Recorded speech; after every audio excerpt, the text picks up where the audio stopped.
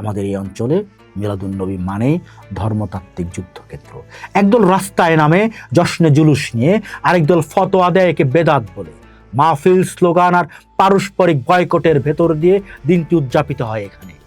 আর মালয়েশিয়ায় এই বিতর্ক রাস্তার স্তরে আসতেই পারে না, কারণ এখানে নবী প্রেম কোনো বেসরকারি আয়োজন নয়, এটি রাষ্ট্রের সর্বোচ্চ ক্যালেন্ডার ইভেন্ট।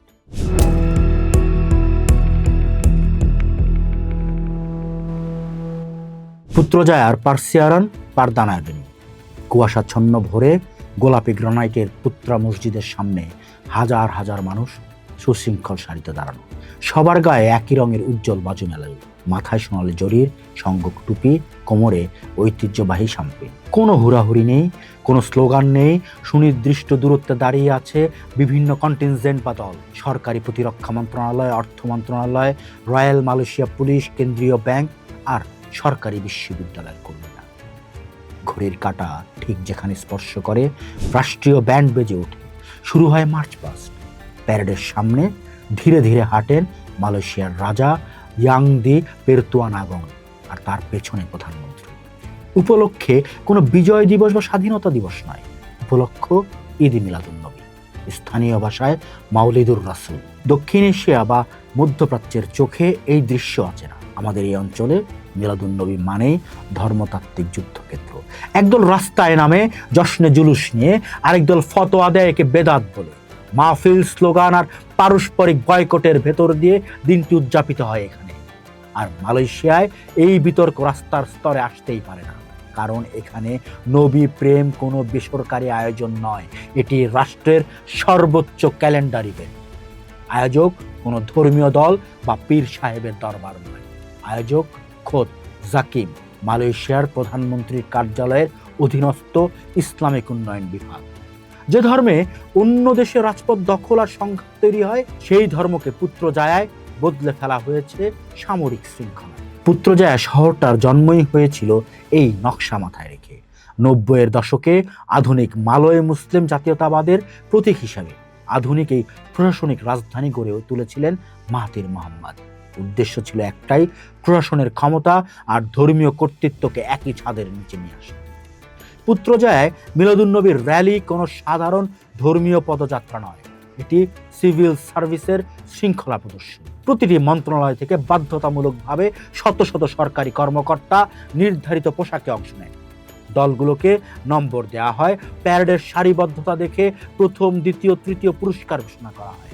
দুরুদ আর সালাওয়াত এখানে গাওয়া হয় সুনির্দিষ্ট মেট্রোনিমে, ব্যান্ডের তালে পা মিলিয়ে। এই শৃঙ্খলার পেছনে গভীর সাংবিধানিক ও রাজনৈতিক ব্যাকরণ আছে। মালয়েশিয়ার সংবিধানের ৩ নম্বর অনুচ্ছেদ অনুযায়ী ইসলাম ফেডারেশনের রাষ্ট্রধর্ম, আর প্রতিটি রাজ্যের সুলতান এবং দেশটির রাজা হলেন সেই রাজ্যের ধর্মীয় প্রধান। ফলে মাউলিদুর রাসূলের মঞ্চে রাজা যখন দাঁড়ান, তখন তিনি কেবল একজন রাষ্ট্রপ্রধান থাকেন না, তিনি আবির্ভূত হন ধর্মের আনুষ্ঠানিক অভিভাবক হিসেবে।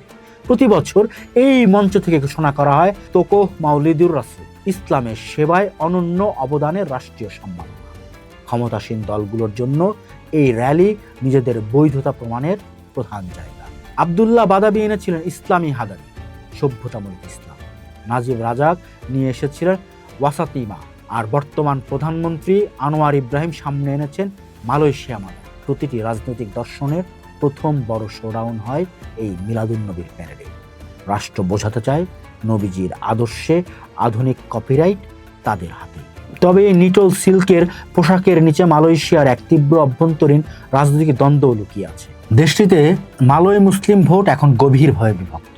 একদিকে আনোয়ার ইব্রাহিমের মধ্যপন্থী ও বহুজাতি ভিত্তিক জোট, অন্যদিকে বিরোধী দল PSS এর কট্টর ইসলামপন্থী জোট, যাদের প্রভাব উত্তরের কেলান্তান বা তেরেঙ্গানুতে নিরঙ্কুশ। বিরোধী শিবির যখনই সরকারকে যথেষ্ট ইসলামী না বলে কাঠগড়ায় তুলতে চায়, সরকার তখন পুত্রজায়ার রাজপথে আরো বড়, আরো জমকালো ইসলামী প্যারেড নামিয়ে দেয়। পুত্রজায়ায় যখন সূর্য চড়ে, প্যারেড শেষ হয়, রাজার গাড়িবহর রাজপথে ফিরে যায়, মন্ত্রীরা ঢোকেন দপ্তরে। বিশ্বের বহু দেশ যেখানে ধর্মীয় আবেগ মানে রাষ্ট্রের জন্য আইন শৃঙ্খলার ঝুঁকি, পুত্রজায়া সেখানে সম্পূর্ণ উল্টো এক সমীকরণ দাঁড় করিয়েছে। মালয়েশিয়া আমাদের জন্য শিক্ষা হতে পারে কিভাবে ধর্ম আর রাজনীতি বৈরিতা তৈরি করে না, বরং একে অপরের সহায়তা করে হাতে হাত রাখে।